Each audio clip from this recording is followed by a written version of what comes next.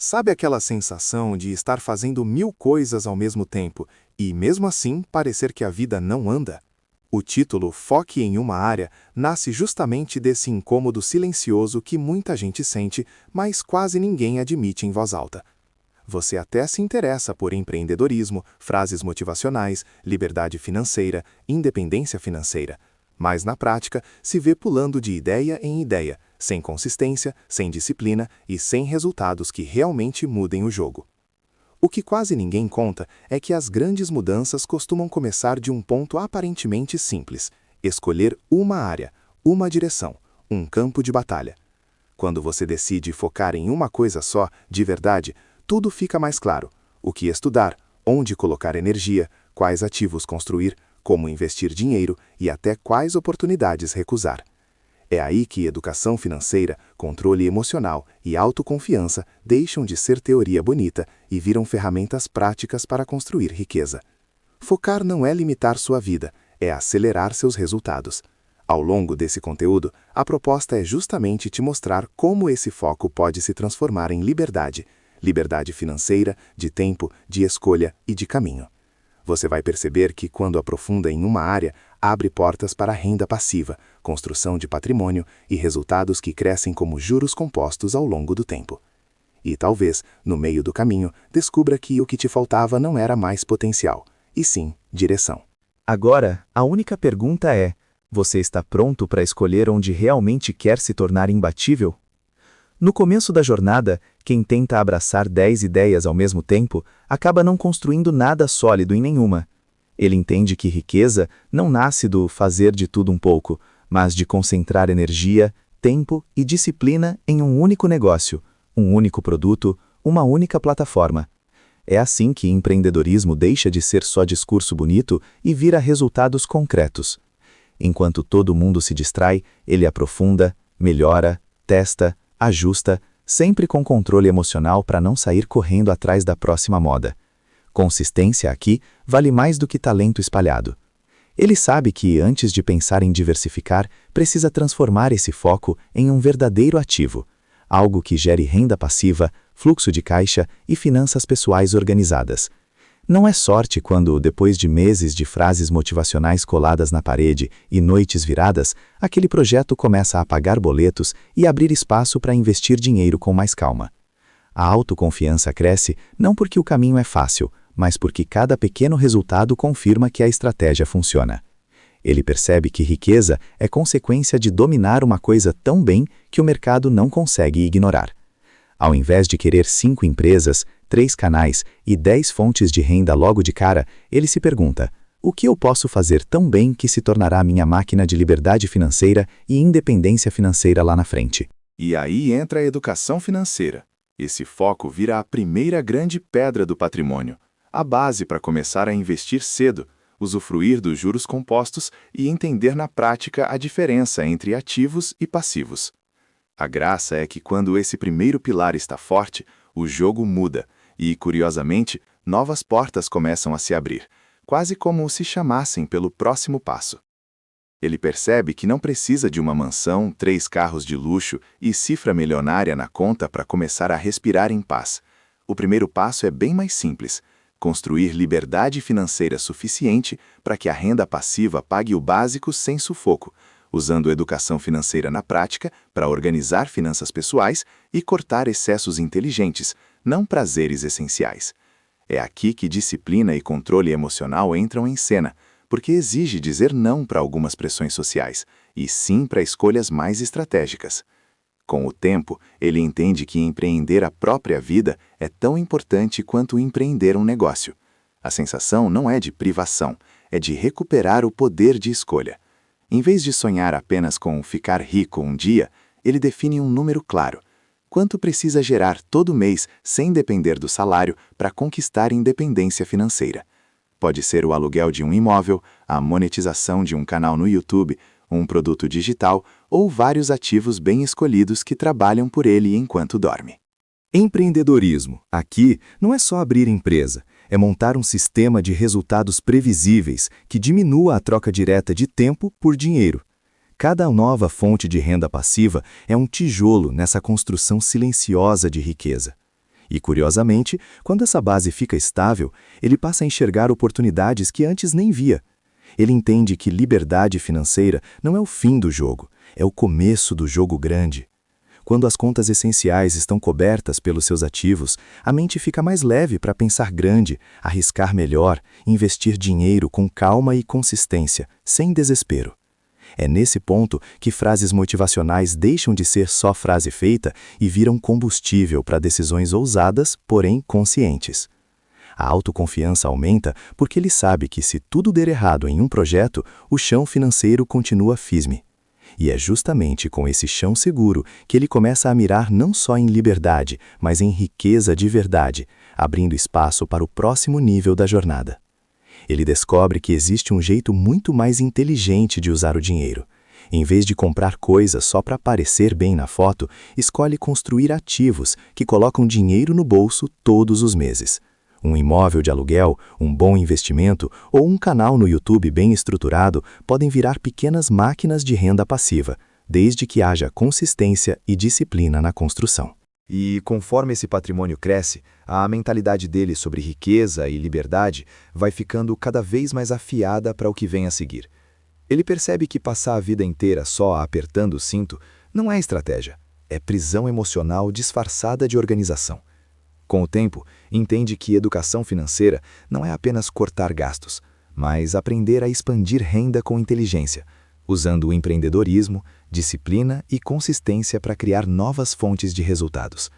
Em vez de viver eternamente um degrau abaixo, começa a pensar grande, porém com controle emocional, para não cair em aventuras financeiras sem sentido. Ele nota que a verdadeira riqueza envolve liberdade financeira e independência financeira, não só mais números na conta.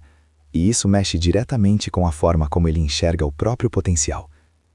A virada acontece quando ele passa a valorizar o tempo, mais do que pequenos descontos e economias que não mudam o jogo. Em vez de atravessar a cidade para economizar alguns reais, prefere investir esse tempo em construir ativos, estudar finanças pessoais ou criar algo que possa gerar renda passiva no futuro. Ele entende que a mente focada na escassez pergunta: quanto isso custa? Enquanto a mente de abundância pergunta: quanto isso pode me render se eu investir bem? Aos poucos, frases motivacionais deixam de ser clichê e viram lembretes diários de que pensar grande não é arrogância, é responsabilidade com o próprio futuro. E isso o empurra a buscar novos caminhos para investir dinheiro e crescer. Essa mudança de mentalidade faz com que ele enxergue oportunidades onde antes só via problemas. Ao invés de reclamar do salário, busca formas de criar renda extra, criar ativos digitais, aprender sobre juros compostos e começar a investir cedo, mesmo com pouco. A autoconfiança aumenta quando percebe que não está mais apenas sobrevivendo, mas construindo riqueza de forma ativa. Ele entende que o dinheiro é uma forma de energia. Quanto melhor administra, mais liberdade e impacto consegue gerar.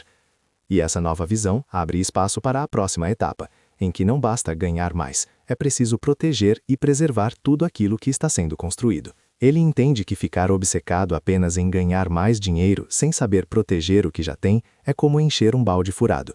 Por mais que coloque água, nunca enche de verdade. Aos poucos, percebe que riqueza de verdade precisa sobreviver ao tempo, à inflação e até às crises que ninguém prevê. Por isso, começa a olhar para a educação financeira não só como forma de conquistar liberdade financeira, mas de preservar a independência financeira que está construindo.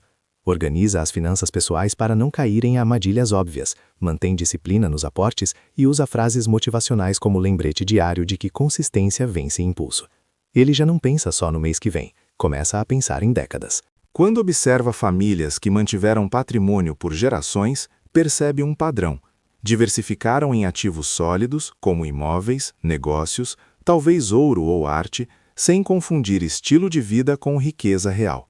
Ele aprende que investir dinheiro com estratégia é muito mais do que apostar em algo que está na moda. É montar uma base que resista a oscilações e proteja seu poder de compra.